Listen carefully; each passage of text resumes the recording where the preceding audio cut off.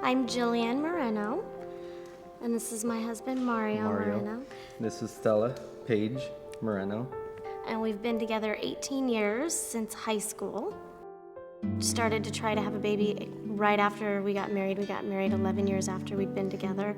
Thought, well, let's just try to have a baby right away. We've been together for so long. First year went by, didn't happen. So we started to do just little, checking in the fallopian tubes and stuff. Everything was coming back normal. He had to go do his fun test.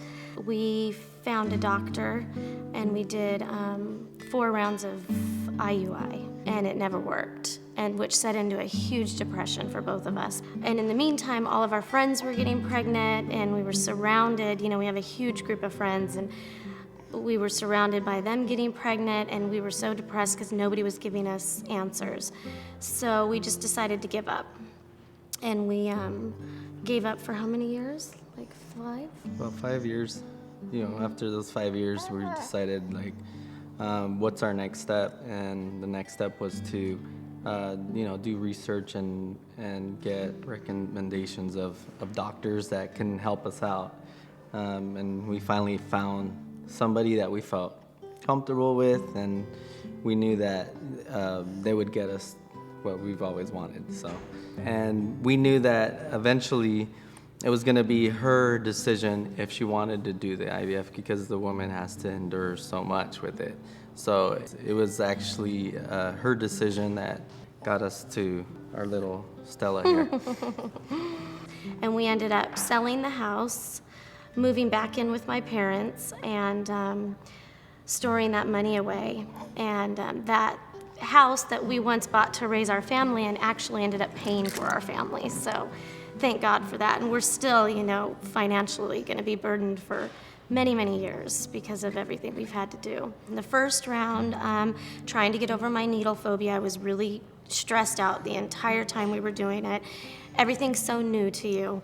He was very supportive, but I'm a control freak, so with every injection, we took this injection class, I wouldn't let him touch me. I gave all my own injections, would go into the room, hide and do them, and never would let him be a part of it. So for him, I think he felt very left out and helpless because that was the one thing that the men can help with, and I didn't want the help. It was just an emotional roller coaster, and I tried to do everything by the book. I stayed in bed rest for like 2 weeks. I never got out of bed. He made me all my meals, and we laid in bed for 2 weeks, and it didn't work. And we were crushed, and there's no underlying condition, it's unknown. However, they said that he has a varicocele and the sperm may be a little slower, but with IVF, they bypass all of that. And we had great embryos, and they still didn't take inside of me, so we can't say for sure that that's what our underlying condition is.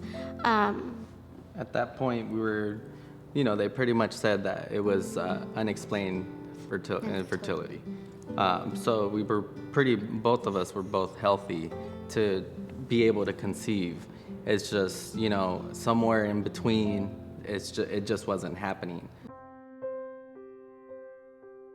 I did things very differently the second round. I was a lot more relaxed. I didn't lay in bed for 2 weeks. I had a visitor every single day. I joined a support group. I did acupuncture, so I knew what to expect.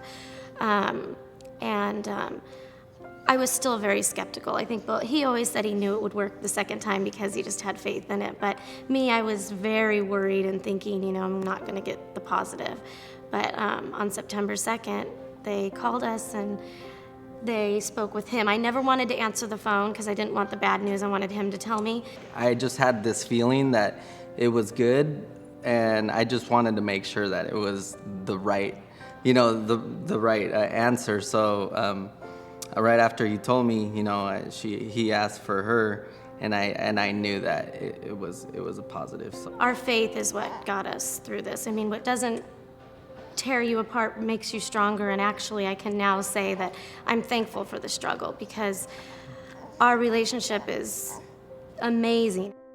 But you still don't believe it. I think the whole time I was pregnant, I still did not believe that it was happening. I was so on pins and needles. But it ended up being wonderful, and now she's here, and I still don't believe it. We were driving here today.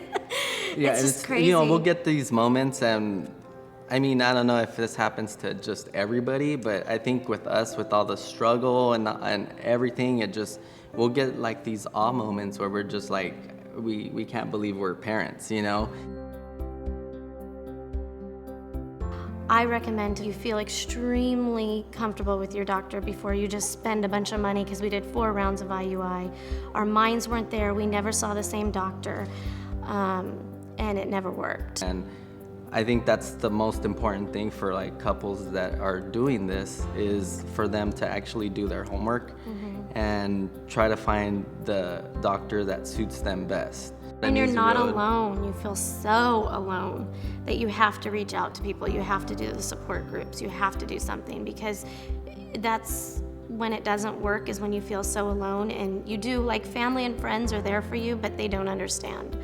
And they can tell you what they think, and you don't want to hear it, and you're angry and resentful, and those are all normal feelings. Like, I always felt guilty for having those feelings, but it's all normal. You know, every infertility couple goes through that, and you just have to reach out and find people that are going through similar, you know, situations.